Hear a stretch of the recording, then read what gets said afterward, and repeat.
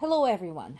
Pretty much all of the sources are covering one topic today, and that is the largest drone attack by Russian military against Ukraine's capital, Kyiv, since the beginning of this war a year and a half ago, or almost 2 years now.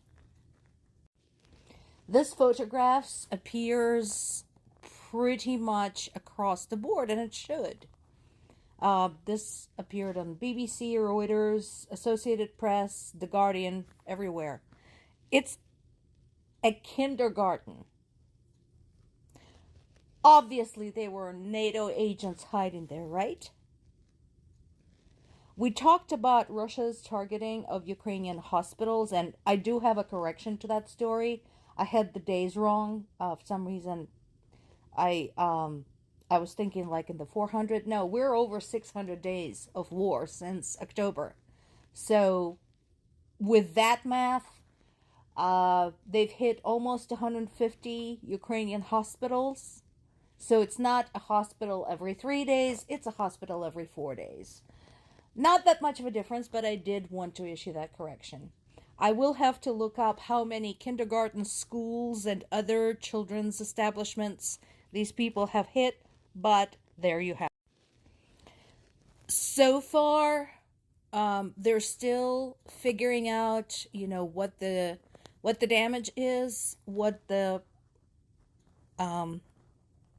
being done, and how many people are affected, and whether there are any casualties. Now, Kyiv does have really good air defense. It has two Patriot air defense systems, so that is good. And those basically have been going off all night trying to shoot those drones. As for the drones themselves, those are the Shahad drones provided to Russia by Iran.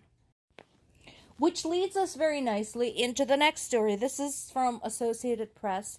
I sort of pulled most of my stories from there today, but they are covered elsewhere, and I know AP also gets its information from multiple sources, including Reuters, BBC. They all collaborate. So, the White House is concerned that in addition to the Shahad drones, Iran might supply Russia with ballistic missiles. And you're concerned, and we get it. Yeah, we're concerned too. People of Ukraine are definitely concerned. What are you going to do about this? Concern has been expressed nearly daily by various organizations, governments, etc. What are you going to do about it? Because expressing concern is not going to protect Ukrainian children when a ballistic missile hits their school or kindergarten or playground. What will you do? Meanwhile, appropriately, Ukrainian armed forces are saying, okay, great, two can play at this game, and are working on a drone attack against Russia's military target in Crimea.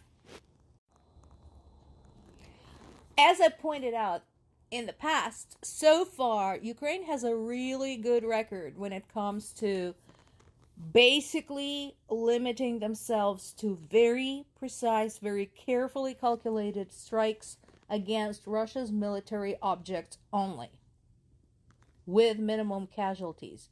So anyone who says, oh, they're just the same, they're equally brutal, no, bullshit.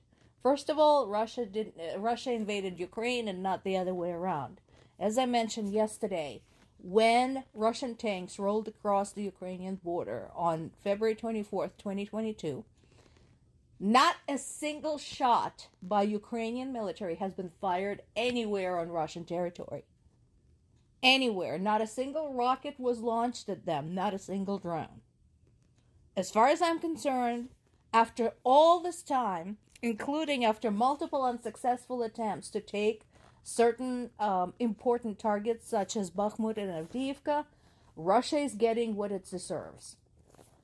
And until Russian people get tired of being used as cannon fodder, And until the international community starts taking this seriously, nothing's going to change.